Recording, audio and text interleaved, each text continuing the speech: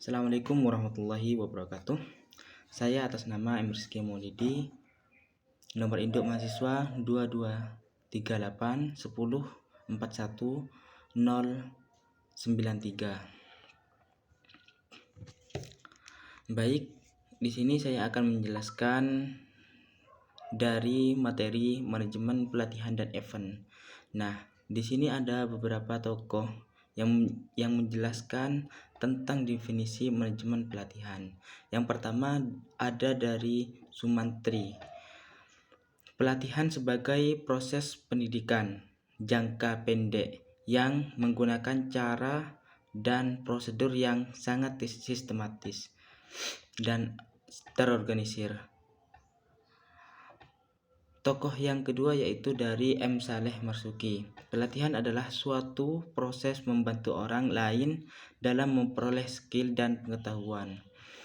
Terus yang ketiga yaitu dari Michael J. Junsius dalam Mukjizat. Pelatihan untuk menunjukkan setiap proses untuk mengembangkan bakat, keterampilan, dan kemampuan pegawai guna menyelesaikan pekerjaan-pekerjaan tertentu. Nah, di sini dari berbagai pendapat yang telah diungkapkan oleh para tokoh, ada sisi persamaannya, yaitu untuk melatih dan mengembangkan soft skill yang sudah dimiliki oleh orang tersebut, sehingga orang tersebut skill yang mereka punya itu terlihat dan nampak. Yang slide yang kedua yaitu tujuan pelatihan. Nah, di sini dalam pelatihan kita perlu mempunyai tujuan, sehingga apa yang nantinya kita capai itu bisa tepat sasaran. Tujuan yang pertama yaitu mengembangkan keahlian sehingga pekerjaan dapat diselesaikan dengan lebih cepat dan lebih efektif. Tujuan yang kedua yaitu mengembangkan pengetahuan sehingga pekerjaan dapat diselesaikan secara rasional. Dan tujuan yang ketiga yaitu mengembangkan sikap sehingga menimbulkan kemauan kerjasama dengan teman-teman, rekan kerja, dan dengan manajemen atau pimpinan. Nah, slide yang ketiga yaitu prinsip pelatihan. Jadi di sini ada prinsipnya juga, sehingga kita bisa melakukan pelatihan dengan secara efektif. Yang pertama yaitu perbedaan individu. Kita sebagai trainer atau pelatih harus mengetahui perbedaan yang ada pada setiap individu yang akan dilatih. Yang kedua motivasi, yang ketiga partisipasi yang aktif, seleksi mengikuti latihan, yang kelima seleksi para pelatih, terus latihan bagi para pelatih. Nah, sebelum jadi pelatih perlu kiranya seseorang itu atau di atasnya pelatih itu harus menyeleksi atau melatih siapa yang mampu atau sekiranya bisa menjadi pelatih untuk kedepannya. Yang ke-7 metode pelatihan, dan yang ke-8 prinsip belajar. Terus yang ke slide berikutnya yaitu landasan pelatihan.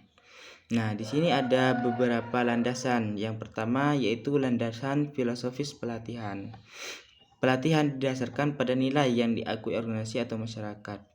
Landasan yang kedua yaitu landasan humanistik. Pelatihan yang menitik beratkan pada kebebasan, nilai-nilai kebaikan, harga diri, dan kepribadian yang utuh. Landasan yang ketiga yaitu landasan psikologis. Nah, di sini tingkah laku atau psikologis pelatihan. Terus psikologis sibernetik atau info, desain sistem, dan psikologi behavioristik atau perilaku. Yang keempat, landasan sosiodemografis. yaitu mempersiapkan tenaga yang handal dan relevan dengan tuntutan lapangan kerja dan pembangunan.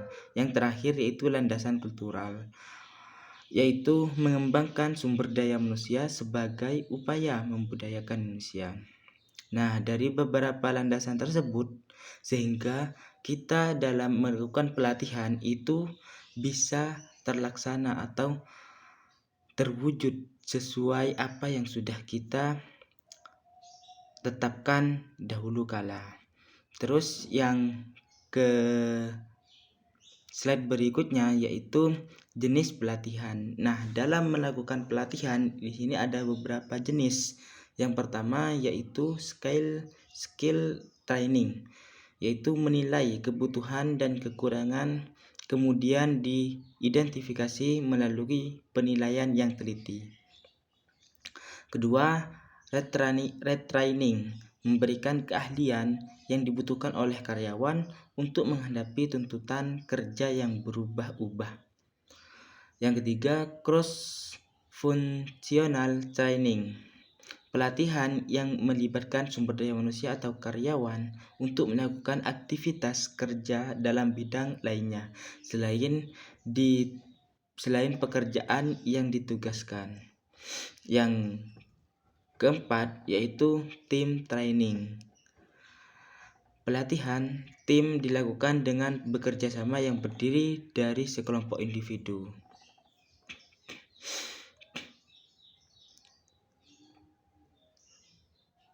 Teknologi training, pelatihan teknologi bertujuan untuk meningkatkan produktivitas dan keahlian karyawan. Berikutnya, live training, pelatihan bahasa bagi sumber daya manusia untuk meningkatkan komunikasi dan memberikan value tambahan pada karyawan. Creativity training, yaitu pelatihan sumber daya manusia dengan memberikan peluang untuk mengeluarkan gagasan sebebas mungkin berdasarkan nilai rasional. Terus yang berikutnya yaitu manajemen pelatihan. Di sini ada beberapa manajemen dalam melakukan latihan. Ada 10. Yang pertama yaitu identifikasi dan analisis kebutuhan. Yang kedua menguji dan analisis jabatan dan tugas. Klasifikasi dan menentukan peserta latihan. Rumuskan tujuan pelatihan. Pendesainan kurikulum dan silabus pelatihan. Perencanaan program pelatihan. Penyusunan dan pengembangan kerangka ajuan. Ke-8, pelaksanaan program pelatihan. Yang ke-9, evaluasi program pelatihan. Yang ke-10, tindak lanjut pelatihan. Beralih ke selanjutnya yaitu tentang definisi manajemen event. Pengorganisasian sebuah kegiatan yang dikelola secara profesional, sistematis, efisien, dan efektif. Event management, event organizer. Event acara organizer, pengatur EO, usaha di bidang jasa yang secara resmi ditunjuk oleh klien untuk mengorganisasi rangkaian acara, mulai dari sisi kreatif, persiapan, pelaksanaan, hingga selesai. Nah, dari apa yang sudah saya sampaikan tadi itu merupakan sebuah keahlian oleh seorang manajer, supaya seorang manajer bisa mengorganisir atau bisa mengatur segalanya, baik itu dalam waktu, tempat, dan lainnya. Tujuan event: pengalaman dan keahlian, hemat waktu dan biaya, berorientasi pada detail dan kreatif. Karakteristik event: yang pertama yaitu keunikan, harus inovasi secara kontinu. 2, perishability, mudah rusak. Yang ketiga, intangibility, tidak dapat dipahami, berwujud persepsi. Suasana. Yang keempat, Yang kelima, interaksi personal. Terus selanjutnya yaitu jenis event. Penyelenggara private party, penyelenggara pesta pribadi terutama bagi kalangan atas. Penyelenggara ulang tahun termasuk untuk anak-anak. Selanjutnya yaitu jenis event. Yaitu ada beberapa jenis dalam event. Yang pertama yaitu pertukaran pengalaman, menampilkan keindahan alam, investasi dan promosi, penciptaan lapangan kerja. Keseluruhan dampak yang ditimbulkan dari penyelenggaraan event harus dilihat secara netral. Meskipun dampak negatif setiap penyelenggaraan event muncul, tetapi dampak positif juga selalu muncul di dalam penyelenggaraan event tersebut. Oleh karena itu, dampak positif harus terus dikembangkan untuk meningkatkan event dan stakeholder yang terlibat. Mungkin hanya itu yang dapat saya sampaikan. Kurang dan lebihnya saya mohon maaf. Ihdinas siratal mustaqim. Wassalamualaikum warahmatullahi wabarakatuh.